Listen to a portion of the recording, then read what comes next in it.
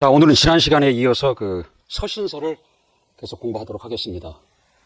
지난 시간에는 그 서신서 중에서 로마서, 고린도서, 그 갈라디아서를 이제 공부를 했고, 이제 오늘은 에베소서, 빌레몬서, 빌립보서, 골로새서 이렇게 공부하도록 하겠습니다. 서신서를 기록한 목적이 있습니다. 이제 교회가 이제 막 세워지죠. 여기저기 교회가 세워지고. 근데 교회가 세워지면서 교회 안에 문제들이 발생을 합니다. 서신서는 그 문제들을 해결해주고, 그리고 어느 지침을 내려주고, 이런 역할을 하는 게 이게 서신서입니다. 여러 이 편지를 받는 수신하는 교회가 있는데, 그 교회들에게 이런 문제가 있다라고 바울이 소식을 듣습니다. 그러면 그것에 대해서 대응하는 지침을 내려주는 게 이게 서신서입니다. 그런 목적으로 서신서가 기록되었다는 거죠. 이게 서신서에는 공통적으로 들어가는 그 내용들이 있어요. 그러다 보니까. 먼저는 뭐냐면, 이 교회 안에 그 복음을 혼잡케 하는, 말씀을 혼잡케 하고 다른 복음을 전하는 자들이 교회 안에 이제 생겨나기 시작합니다. 그래서 그것을 바로잡기 위해서 이 진리를 쉽게 이해할 수 있도록 설명해서 풀어서 전해주는 내용이 있습니다. 그리고 하나님의 비밀이신 예수 그리스도를 밝히 드러내서 알려주는 그런 내용이 있다는 거죠. 그래서 그런 그 잘못된 것에 미혹되지 않도록 그런 내용을 보내주고 있고요. 그런 내용이 서신서 안에 중요한 부분으로 차지하고 있습니다. 그리고 또 교회 안에 갈등의 문제가 일어납니다. 이게 유대교에서 개종을 해가지고 그리스도인이 된 사람들이 있고, 이방인이 예수를 믿고 그리스도인이 된 사람이 있습니다. 그래서 두 사람들 사이에 참 갈등이 생깁니다. 그리고 교회 안에 계파가 생겨요. 계파 간에 갈등이 있다는 거죠. 그리고 이미 장성한 자가 있고 연약한 자가 있는데 그 사이에서도 갈등이 생긴다는 거예요. 교회 안에 이런 갈등을 해결해 주기 위한 내용이 이 서신서에 들어 있습니다. 그래서 바울은 그런 소식을 듣고 이 편지를 써서 그 교회에다가 보내는 겁니다. 그걸 해결하기 위해서. 그래서 그런 내용이 들어 있고, 또 그 교회 안에서 사역자와 성도들 간에 이간시키는 문제들이 발생을 합니다. 그래서 심지어 바울에게도 저건 거짓 사도다 이렇게 모함을 하잖아요. 그리고 그 사역자들끼리의 갈등, 그리고 사역자들에게 주고 싶은 메시지, 이런 부분들이 서신서에 포함이 되어 있습니다. 그래서 그런 걸 보낸다라는 거죠. 그리고 또 교회 안에 도덕적인 문제들이 막 발생을 해요. 심지어는 근친상간을 하는 문제, 도덕적인 문제들, 성도들 간의 소송이 막 일어나는 문제들, 이런 교회 안에 일어나는 그런 도덕적인 문제들을 해결하기 위해서 바울은 또 편지로 그것을 보내는 것입니다. 이런 내부적인 문제뿐만이 아니라 이제 외부에서 오는 핍박이 있어요. 외부로부터 오는 위협이 있다라는 거죠.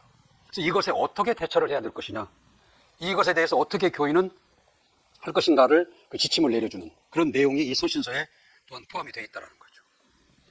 그리고 이제 교회를 운영하면서 집사는 어떻게 세워야 되는가, 목사는 어떻게 세워야 되는가, 이제 그런 세부적인 내용이라든가, 그 다음에 믿음에서 떨어진 자들을 다시 일으켜 세우는 그러한 내용들, 잘하는 자들을 격려하고 칭찬하는 내용들, 그러니까 이와 같은 내용들이 서신서에 기록되어 있다는 거죠. 그러니까 각 교회마다 당면한 문제가 있어요. 그래서 그 당면한 문제를 위해서 그 교회에 그 문제를 해결하기 위해서 편지를 보내지만, 이런 문제들이 거의 보편적으로 다른 교회에서 똑같이 일어나거든요. 이 서신서에 나오는 내용들이 공통적으로 들어가 있다는 거죠. 그러니까 이 서신서를 기록한 그 목적은, 교회가 세워졌는데 교회 안의 문제들로 인해서 교회가 자꾸 힘이 약해지고 교회가 자꾸 어려워지고 있다는 거죠. 그래서 이 교회를 든든하게 세우기 위한 교회 운영의 지침, 그 다음에 성도들을 양육하는 것, 그 성도들의 신앙생활에 대한 가이드, 이러한 목적으로 이 서신서가 기록이 된 겁니다.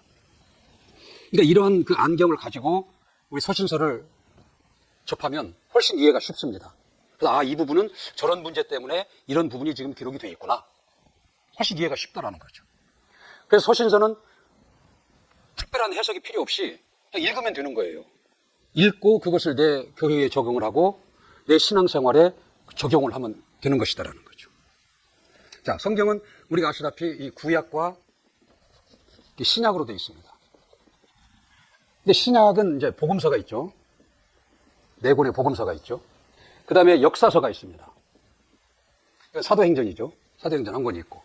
그 다음에 서신서. 우리가 지금 공부하는 서신서가 있습니다. 21권이 있고. 그 다음에 예언서가 있죠. 요한계시록이죠. 한 권이 있다라는 거죠. 이렇게 구성이 되어 있다라는 거죠. 그럼 이 성경이 기록된 목적은 뭐냐면 그 예수가 하나님의 아들이심을 알고 그를 믿어서 영생을 얻고자 하는 것이다라고 요한복음 20장 31절에 나와 있습니다. 그것이 목적이다라는 거죠. 성경에 기록된 목적입니다. 그래서 이 신약 성경을 보면은 우리 신앙생활의 목적이 뭐냐면 이 계시록에 나와 있는 더 이상 눈물도 한숨도 고통도 없는 새 하늘과 새 땅, 오직 하나님의 사랑과 영광만이 충만한 아버지 집, 그곳에 우리가 다다르는 것이 우리 신앙생활의 목적이에요. 그걸 위해서 한다라는 거죠. 그러니까 이 계시록 예언서에는 이제 앞으로 일어날 일에 대한 것을 기록을 하고 있는데 우리가 신앙생활을 왜 해야 되는가에 대한 그 당위성, 이것 때문에 해야 된다라는 당위성을 이 계시록에서 설명하고 있다는 거죠. 이 예언서에서. 그럼 그곳에 다다르기 위한 유일한 길이 있다. 그 유일한 진리가 있다. 그것을 이 복음서에서 얘기하고 있는 거예요. 그리고 예수가 오셔서 그 이걸 다 전하시고 가셔버렸잖아요. 그리고 예수께서 이 땅에 남기신 자신을 대시해서 이 땅에 세우신 것이 교회입니다. 사도행전에서 그 내용이 나온다는 거죠. 교회가 이 땅에 세워지는 과정, 역사가. 그 서신서는 그 세워진 교회를 든든하게 세우는 교회 운영의 지침, 또 그 성도들을 양육하는 지침서, 그리고 성도들의 신앙생활을 그 안내하는 가이드와 같은 역할이 서신서가 있다는 거죠. 성경이 이렇게 배열이 된 것은, 신약 성경이 이렇게 배열이 된 것은 이 계시록에 나타난 그곳을 가기 위해서 이렇게 편집이 이렇게 되어 있는 것이다라는 거죠. 이러한 시각으로 성경을 봐야 돼요. 성경의 전체 구조가 이렇게 되어 있구나. 이것을 목적으로 가고 있구나. 그럼 구약은 뭐예요? 이 복음, 진리가 온 내용, 과정이 통로가 구약이거든요. 이게 전체 성경의 기본적인 내용이에요. 그래서 이 기본적인 그 얼개 성경에 대한 그 구조를 머리에 두고 이 성경을 하나씩 봐나갈 때 우리는 길을 잃어버리지 않고 성경에 기록한 그 목적대로 방향을 잡고 나아갈 수 있다는 거죠.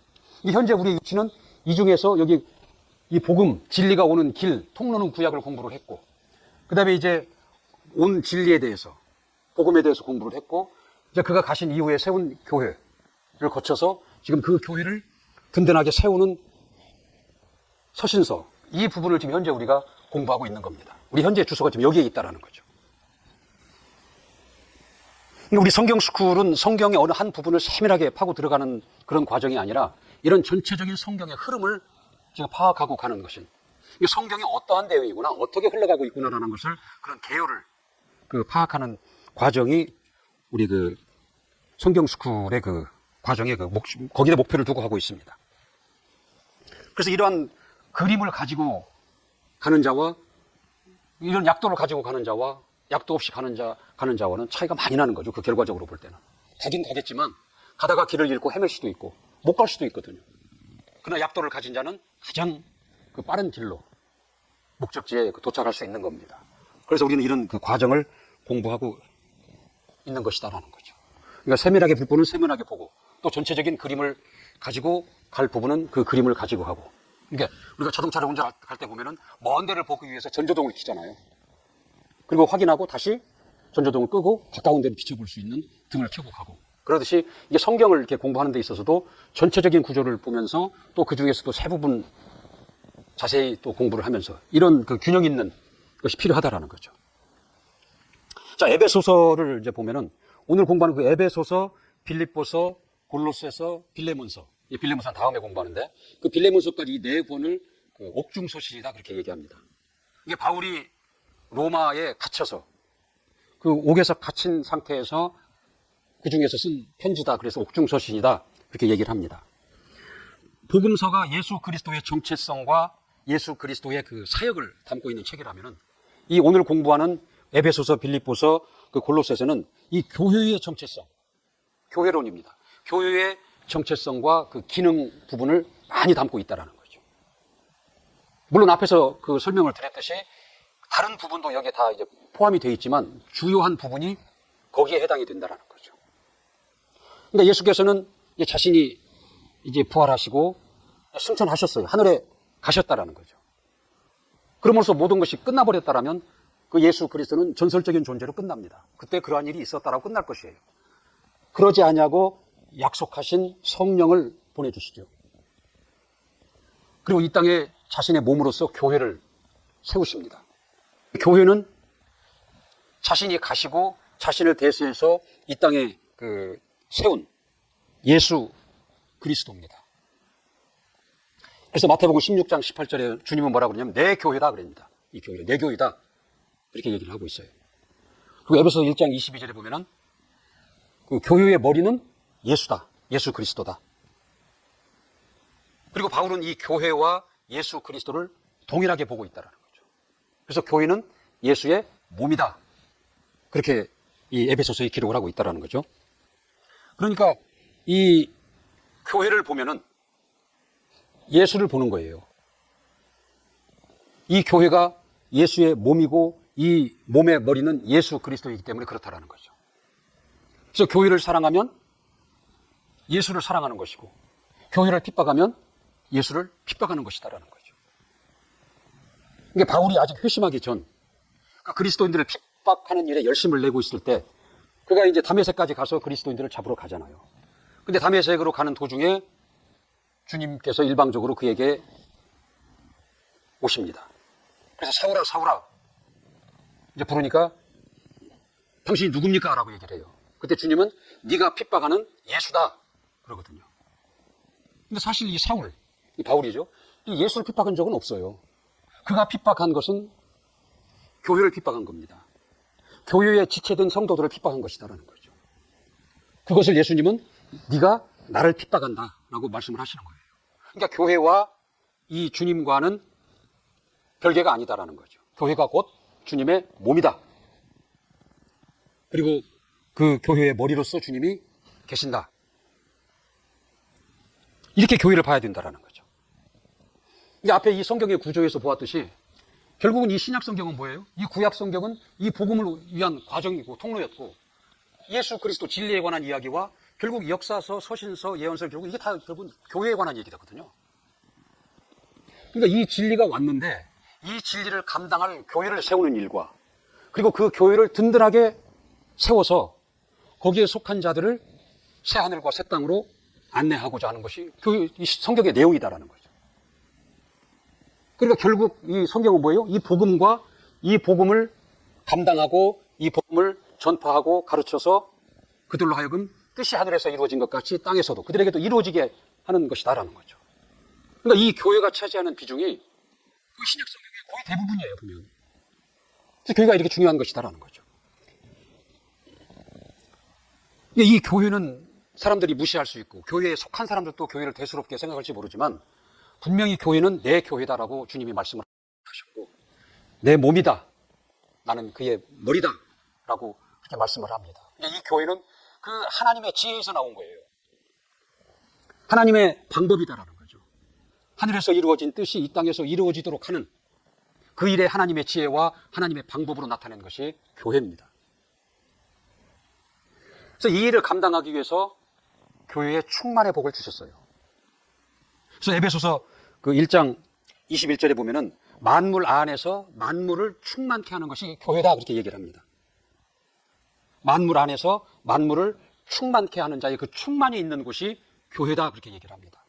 이 충만은 하나님의 충만입니다. 하나님이 하나님 되심의 충만. 하나님은 생명으로 충만하십니다. 하나님은 권세로 충만하십니다. 하나님은 평강으로 충만하고 하나님은 사랑으로 충만하고 하나님은 능력으로 충만하신 분이다라는 거죠. 복으로 충만하신 분이십니다. 이 충만, 하나님은 하나님의 이 충만을 아들에게, 몸을 입고 오신 아들에게 그 충만을 그대로 넘겨주신 거예요.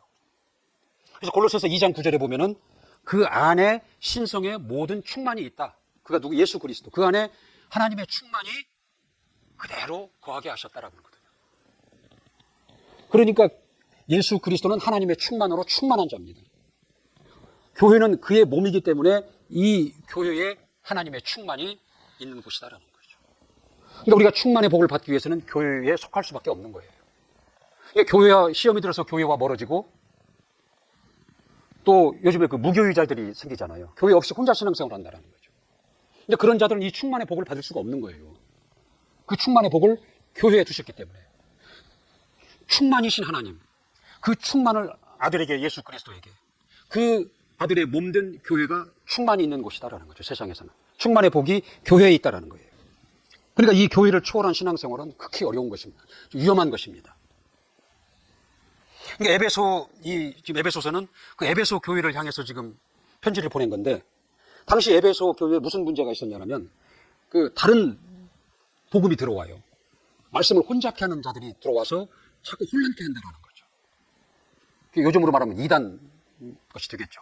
다른 걸 자꾸 가르치려고 하는 거고, 다른 걸 섞으려고 그래요. 복음에다가 다른 걸 자꾸 물을 타려고 한다는 거죠. 그래서 그런 소식을 듣고 지금 바울이 에베소 교회에 편지를 하는 것입니다. 그래서 1장부터 3장까지는 뭐냐면 예수 그리스도 안에서의 그 성도들의 정체성이 무엇이냐라는 걸 얘기를 하고 있어요. 그 4장부터 6절까지는 그러한 너희가 어떻게 살아야 될 것인가를 얘기하고 있다는 거죠. 그래서 1장부터 3장까지는 뭐냐면 예수 그리스도 안에서 너희가 누구다, 너희의 정체성이 무엇이다, 너희의 신분, 너희의 특권이 무엇이다, 그리스도인으로서의 이러한 정체성을 설명하고 있다는 거죠. 그러니까 1장부터 3장까지 그리스도 안에서 이런 내용이 22번이나 반복이 되고 있다는 거죠. 우리 에베소서 1장 3절 한번 볼까요? 찬송하리로다. 하나님은 곧 우리 주 예수 그리스도의 아버지께서 그리스도 안에서 하늘에 속한 모든 신령한 복으로 우리에게 복 주시되, 4절, 곧 창세전에 그리스도 안에서 우리를 택하사 우리로 사랑 안에서 그 앞에 거룩하고 흠이 없게 하시려고, 이런 식으로 그리스도 안에서 하나님이 우리에게 주신 복을, 우리의 정체성을 3장까지 계속 얘기를 하고 있습니다. 그럼 4장부터는 뭐냐? 그러한 너희는 어떻게 살아야 될 것인가? 그 책임을 얘기하고 있다는 거죠. 4장부터 보면, 4장 이후에는 뭐냐면 부르심에 합당하게 살아라. 그러니까 이방인과 같이 허망한 것으로 행하지 말고 진리 가운데 행하라, 사랑 가운데 행하라, 빛 가운데 행하라, 빛의 자녀처럼 행하라, 지혜로 행하라. 이런 식으로 이제 성도들이 정체성을 알았으면 이렇게 살아야 된다는 것을 말하고 있다는 거죠. 이게 바울 서신의 특성은 뭐냐면 먼저 그 계명과 그 명령을 말하지 않아요. 먼저 복음을 얘기해 준다는 거죠. 복음을 얘기하고 그 복음 안에서 성도들의 정체성을 얘기해 줘요. 정체성이 무엇이다. 그 다음에 그러면 너희들은 이렇게 행하라고 계명을 준다는 거죠. 이게 바울 서신의 이런 구조가 되어 있어요. 지난 시간에 공부했던 그 로마서도 그렇잖아요. 1장부터 11장까지는 어떻게 구원을 받느냐, 구원의 도를 얘기한다는 거죠. 그럼 12장부터는 그렇게 구원을 받았으면 이제 너희는 이렇게 살아라 그러는 거예요. 그래서 12장 2절에 처음 나오는 게 뭐예요? 너희는 마음을 새롭게 해라. 그렇게 시작을 하고 있다는 거죠. 그래서 그리스도 안에 있는 너희들의 정체성으로 너희들의 마음을 새롭게 하라는 거예요. 지금까지는 우리는 현실에서 오는 정체성을 받아 사는 거예요. 내가 병들었으면 나는 병든 자다, 현실이 복잡하면 나는 저주받은 자다, 그렇게 얘기를 하는 거예요. 그러나 그리스도 안에서 너희는 이미 고침을 받았고 이미 복을 받았다, 하나님의 자녀다, 이런 정체성을 받았으면 그러한 정체성으로 너희들의 생각과 마음과 의심을 새롭게 하라, 그렇게 살아가라, 그걸 가르치고 있다는 거죠. 오늘 에베소서도 그런 구조로 되어 있잖아요. 1, 2, 3장까지는 그리스도인의 정체성, 이 복음 안에서 너희가 어떤 사람이다, 어떠한 복을 받은 자들이고 어떠한 특권이 너희에게 있는 것이다라는 걸 얘기하고, 4, 5, 6장에서는 그러면 너희는 부르심에 합당하게 행하라, 진리 가운데 행하라, 빛의 자녀들처럼 살라, 이렇게 얘기하고 있다는 거죠. 이게 바울 서신의 그 특성이에요. 근데 성경은 우리에게 먼저 율법을 얘기하지 않아요. 계명을 먼저 말하지 않는다는 거죠. 그것에 앞서 먼저 복음 안에서 우리의 정체성을 알게 합니다. 그 다음에 거기에 계명을 준다라는 거죠. 하나님께서 우리를 변화시킬 때 어떤 완력으로나 어떤 강제적인 힘을 하지 않잖아요. 은혜를 베푸신다라는 거죠. 사랑하시 주신다라는 거죠. 그것으로 변화된 다음에 그 변화된 삶을 살게 하신다라는 거죠. 이게 신앙생활이 많이 실패하는 이유가 뭐냐면 율법으로 접근하기 때문에 그러는 거예요. 먼저 책임을 먼저 받아들이기 때문에 실패하는 것이다라는 거죠. 이게 부담스러운 거예요. 신앙이 부담스럽고 재미가 없고 팍팍하고. 자, 강단에서 여러분 사랑하세요. 사랑해야 됩니다. 사랑하세요. 이게 복음적인 설교일까요? 아니면 율법적인 설교일까요? 그 설교를 듣고 나갈 때는 어깨에 잔뜩 짐을 지고 나가는 거예요. 사랑을 하라는데 내가 어떻게 사랑을 해야 되냐. 답답하고 짐을 지고 나가는 거예요. 사랑을 해야 복을 받을 텐데, 사랑을 해야 순종하는 것인데, 이런 답답함을 안고 가는 게 율법적인 설교예요. 근데 그 사랑을 하라는 설교를 하려면 그 이전에 너희는 어떠한 존재다. 하나님께서 너를 정말 사랑하셨다. 그걸 알게 하고 그 사랑을 충분히 받아들이게 해야 된다는 거죠. 그러면 이제 너희는 너희가 받은 그 사랑, 너희 안에 있는 그 사랑을 가지고 나가서 사랑하십시오. 이웃을 사랑하십시오. 이게 맞는 것이다라는 거죠. 하나님 우리를 그 앵벌이로 부르지 않으셨어요. 너 예수 믿고 구원받았으니까 이제 헌신하고 많은 헌금 내고 나가서 전도해서 교회를 채워라. 이런 식이 아니다라는 거죠. 그러니까 내게 없는 것을 줄 수는 없는 거예요. 내가 가지지 않는 걸 어떻게 나눠줄 수 있냐라는 거죠. 그러니까 내게 사랑이 없는데, 내가 하나님의 사랑을 모르고 하나님의 사랑이 내게 없는데 그걸 가지고 전하려다 보니까, 그래서 천사의 말을 할지라도 사랑이 없으면 소리나는 구리요 울리는 꽹과리라 그러잖아요. 그러니까 우리가 먼저 해야 될 것은 뭐냐면 은혜를 받는 거예요. 그러니까 예수 그리스도 안에 속해서, 곧 교회에 속해서 그 안에 있는 충만의 복을 받아야 된다는 거죠. 생명이 충만하고 진리가 충만하고 권세가 충만하고 능력이 충만하고 평안이 충만하고 빛이 충만하고 복이 충만하고 그 충만의 복을 받아야 된다는 거죠. 이게 은혜 받는 것이 우선이다라는 거죠. 사랑이 충만하잖아요. 구원이 충만하고 자유가 충만하고 그 충만의 복을 먼저 받아야 돼요. 이 은혜를 먼저 충만히 받는 것이 우리가 먼저 해야 될 것이다라는 거죠. 그래서 지금 바울은 이 교회를 얘기할 때 이 교회가 만물을 충만케 하신 자의 충만이 있는 곳이다라고 얘기를 하고 있는 거예요.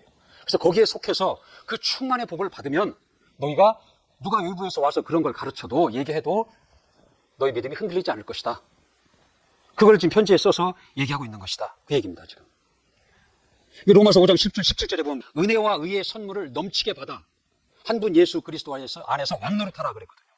왕은 뭐예요? 가진 자예요. 그는 권세를 가졌고 재물을 가졌고 자격을 가졌고 힘을 가졌잖아요. 그게 왕이거든요. 이게 왕은 누구예요? 소유하고 지배하고 다스리는 게 왕이에요.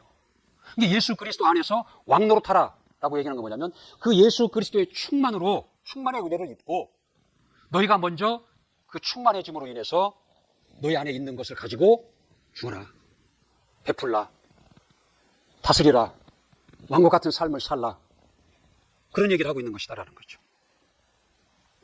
그래서 은혜를 충만히 받는 방법, 이 충만의 복을 받는 방법, 교회에 속해야 되고, 그리고 내가 받은 그 은혜 하나하나씩을 내가 마음으로 믿고 입으로 시인해서 증거하는 겁니다.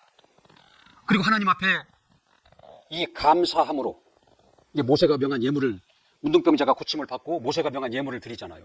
그리고 그것을 드림으로 인해서, 제사장에게 자기 몸을 보임으로 인해서 드디어 그는 자유자가 되는 거예요. 그 문둥병으로부터. 문둥병자가 일반인들과 격리된 상태에 살잖아요. 근데 비로소 거기에 들어와서 자유롭게 일반인들과 사는 것이다라는 거죠. 감사를 소유격이다 그렇게 얘기를 하는 거예요. 그러니까 내가 받은 은혜 하나하나를 생각해보고 그것을 마음으로 믿고 입으로 시인하여 나 스스로 증거하는 겁니다. 그것에 감사해 하나님께 예물을 드림으로 하나님 앞에 내가 받은 은혜를 증거하는 거예요. 그러니까 이러한 과정을 거쳐서 내 안에 은혜가 충만하도록 먼저 해야 되는 것이다라는 거죠. 이 교회는 그 일을 하는 것이다. 에베소에서 그걸 지금 가르치고 있는 거예요. 그다음 빌립보서는 뭐냐면 이 빌립보는 바울과 아주 특별한 관계가 있는 교회예요. 그 바울이 유럽에 그 선교를 하면서 교회를 세우는 일에 재정적으로, 마음적으로, 기도로 후원한 교회가 이게 그 빌립보 교회입니다. 그래서 바울은 이 빌립보 교회에 대해서 굉장히 애정을 갖고 있어요. 근데 로마 감옥에 갇히면서 들리는 소식이 이 빌립보 교인들이 걱정하고 있다는 거죠. 두려워하고 있는 거예요. 바울이 저렇게 장기간 동안 갇혀있는 걸 보고 낙심하고 두려워하고 근심하고 있는 거예요. 그리고 빌립보 교회 안에도 또 다른 이 복음을 혼잡해 하는 자들이 들어와서 자꾸 교회를 어지럽히고 있는 거예요. 그 교회 안에 그 영향력 있는 지도자 간에 갈등이 생기는 거예요. 이러한 소식을 듣고 이에 대한 대응책으로 이 빌립보 교회에게 빌립보서를 편지를 써서 지금 보냅니다. 첫 번째 뭐예요? 기뻐하라 그러잖아요. 너희들 낙심하지 마라. 두려워하지 말라. 기뻐하라 그러는 거예요. 오히려 밖에 있는 교인들이 감옥에 있는 바울을 향해서 기뻐하십시오. 두려워하지 마십시오. 인내하십시오. 소망을 가지십시오. 이렇게 얘기를 해야 맞는데 거꾸로 감옥에 있는 바울이 교인들에게, 밖에 있는 교인들에게 기뻐하라라고 얘기를 하거든요. 이게 바울이 기뻐하라고 하는 것은 이게 환경에서 오는 기쁨이 아닙니다. 이게 환경에서 오는 기쁨은 뭐예요? 그 조건이 갖추어져야 기뻐하는 겁니다. 이것이 만족하고 저것이 만족하고 내가 원하는 것들이 만족할 때 거기에서 나오는 반응이, 감정이 기쁨이에요. 근데 그런 감정, 그런 걸 가지고 기뻐하려고 생각하면 우리는 기쁨의 순간이 거의 없어요. 사람을 살다 보면. 수시로 문제 가운데 살아가잖아요. 그런 기쁨 말고 예수 그리스도로 말미암은 기쁨. 그 기쁨을 얘기하는 겁니다. 진정 예수를 안다면, 당신들이 진정 예수를 안다면 그것으로 기뻐할 수 있을 것입니다. 그 소망으로 견디고 인내할 수 있을 것입니다. 기업이라고 그러잖아요. 예수가 기업이 돼야 돼요. 기업은 뭐예요? 내게 가장 소중한 거예요. 그래서 그것을 생각하면 안심이 되고, 그것을 생각하면 기쁨이 있어요. 그것을 생각하면 두려움이 사라진다는 거죠. 그러니까 돈이 기업이면 어떻게 돼요? 그 돈만 있으면 기쁨이 되고 안심이 되고 평안이 와요. 돈이 기업인 사람이에요. 그러니까 예수 그리스도가, 바울은 예수 그리스도가 그의 기업이에요. 그러니까 예수 그리스도만 생각하면 본인이 감옥에 갇혀 있을지라도 안심이 되고 기쁨이 되고 평안이 된다는 거죠. 그러니까 여러분들 그 기업을 가지십시오라고 지금 바울은 그 빌립보 교회에게 편지를 보내는 거예요. 그리고 그 갈등이 있는 지도자들에게 향한 뭐예요? 개인적인 야심과 자랑을 버려라. 다툼이나 허영이 아닌 겸손으로 서로를 섬기라라고 권면을 합니다. 그러면서 예수 그리스도를 소개를 하고 있는 거예요. 빌립보서 2장 5절. 그러면서 이제 이 예수가 예수를 설명하는 것이다라는 거죠. 너희가 갈등하지 말고 개인적 야심과 자랑으로 다 버려라 그런 거. 다툼이나 허영으로 하지 말라. 예수 그리스도는 이런 분이시다. 이런 마음을 가져라라고 예수 그리스도를 소개하고 있다라는 거죠.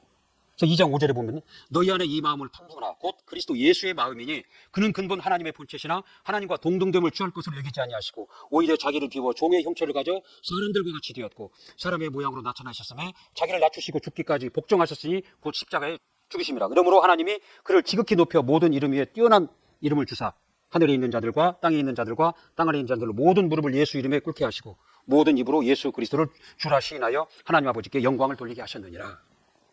이 예수 그리스도를 지금 설명하고 있다는 거죠. 이 마음을 품으라 라고 하면서 이 예수 그리스도를 설명하고 있다는 거죠. 그러니까 이 서신서에 보니까 이 예수 그리스도의, 이게 복음서에서 나오지 않는 예수 그리스도에 대해서 더 구체적으로, 더 풍부하게 설명을 하고 있다는 거죠. 그래서 이 복음을 혼잡케 하는 자들, 그런 자들로부터 이 성도들을, 교회를 보호하고 있다는 거죠. 그 다음에 마지막에 보면은 그 3장에서부터는 이 교회 안에 들어와서 교회를 혼잡케 하는 자들, 그들을 향해서 이제 그 당시에 그 율법주의자들이 들어와서 복음에다가 율법을 더해야 온전한 믿음이 된다는 것을 막 가르치려고 합니다. 그래서 그것에 대해서 그 3장에서 얘기를 하고 있잖아요. 그 율법주의자들에 대한 경고를 해요. 나로 말하자면 유대인 중에 유대인, 히브리인 중에 히브리인이다. 그러니까 율법에 관해서는 너희들보다 내가 낫다. 그러나 그것을 내가 예수 그리스도를 안 이후에는 그걸 배설물과 같이 버렸다. 그래서 그들의 그 잘못된 것을 이제 설명을 하고 있는 내용이 나온다는 거죠. 이 그리스도를 아는 지식이 가장 고상하더라. 진정한 의는 율법을 지켜서 오는 것이 아니라 믿음으로 말미암은 의다라는 것을 가르치고 있다는 거죠. 그래서 이 빌립보 교인들로 하여금 그런 잘못된 율법주의자들에게 속지 않도록 가르치고 있는 겁니다. 그러한 내용이 이 빌립보서의 내용이에요. 이 골로새서의 내용도 크게 다르지가 않아요. 이런 패턴으로 가고 있는 거예요. 교회에 이런 문제가 생기고 이러한 문제를 해결하기 위해서 이런 메시지를 보내는 겁니다. 똑같아요. 골로새서도 보면 교회 안에 또 다른 복음을 전하는 자들이 들어와요. 그들에 대해서 그들에게 속지 않기 위해서 예수 그리스도의 그 사역, 예수 그리스도가 어떻게 너희들을 구원했느냐, 그 구원을 설명하고 있어요. 그리고 그가 누구시냐? 골로새서는 예수 그리스도에 관해서 아주 풍성하게 설명을 하고 있어요. 예수 그리스도, 그는 1장 15절도 보면은 그는 보이지 않으시는 하나님의 형상이시다. 그는 모든 피조물보다 먼저 나신이다. 그는 창조주시다. 그는 교회의 머리시다. 모든 것의 근원이시다. 죽은 자 가운데서 가장 먼저 살아나신 이시다. 하늘과 땅과 모든 권세를 가지십니다. 모든 천사들보다 뛰어나신 이시다. 이렇게 예수 그리스도에 관해서 풍성하게 설명을 하고 있다는 거죠. 너희는 이 골로새 교회를 향해서 이러한 예수 그리스도에 대한 지식과 믿음을 가져라. 그래서 흔들리지 마라. 이 편지에 지금 그런 메시지를 보내고 있는 거예요. 그러니까 예수 그리스도의 성품, 예수 그리스도에 관하여 풍성하게 이 골로새서에는 드러나고 있다는 거죠. 이게 예수 그리스도 나타나는 예수 그리스도 하나님의 그 신성이 충만하다. 그에게 하나님의 신성이 충만하다는 건 뭐냐면 하나님의 하나님 되심이 그에게 충만하다 얘기를 하는 거예요. 2장 9절 10절에 보면. 그러니까 하나님 아버지가 하나님의 신성으로서 하나님이 하나님으로 갖춰야 될 요소, 자격, 성질, 그것이 하나님 아버지에게 100이 있다면 이 아들도 똑같이 아버지와 같이 그 신성이 100이다. 그 얘기를 하고 있어요. 그러니 너희는 이 예수를 알아라. 이 예수로 충만하라. 다른 표현하면 은혜를 충만히 받아라. 그걸 지금 설명하고 있다는 거죠. 그러니까 예수를 먹고 예수를 마시는 것이 맞는 거예요. 그래서 예수로 내가 충만할 때 이 신성이 내 안에 하나님의 영생이, 하나님의 능력이, 하나님의 권세가, 하나님의 자녀의 신분이, 평안이, 기쁨이, 복이 내 안에 충만하게 넘겨오는 것이다라는 거죠. 그러니까 예수에게 접붙임이 돼야 되고 예수와 하나가 돼야 되고 그로부터 나오는 것을 먹고 마실 때 그렇게 되는 것이고 그러한 자는 누가 다른 복음을 전할지라도 흔들리지 않고 자기 신앙을 지킬 수 있을 것이다. 그걸 얘기하고 있다는 거죠. 우리가 한번 백지를 꺼내놓고 내가 과연 예수 그리스도를 얼마나 알고 있는가 한번 적어보세요. 몇 줄이나 적을 수 있는지. 우리는 너무나 막연해요. 그래서 그걸 이 골로새서를 다시 한번 쭉 읽어보면서 예수 그리스도 누군가를 그냥 눈으로만 읽지 말고 손으로 한번 적어봤으면 좋겠어요. 그래서 적고 그것을 다시 한번 생각해보고 다시 한번 그걸 자꾸 그 성령의 지원하심을 기대하면서 그걸 자꾸 묵상을 해보는 거예요. 그럼 그 예수 그리스도가 정말 이런 분이구나. 정말 이런 분이구나. 정말 바울이 왜 이 예수 그리스도를 안 이후에 다른 모든 것들을 배설물과 같이 버렸는가? 바울은 왜 이 예수를 기업으로 삼고 이 예수만 생각하면 감옥에서도 기뻐했는가? 다만 몇 %라도 그 마음을 우리가 같이 좀 가졌으면 좋겠어요. 이런 기회를 통해서.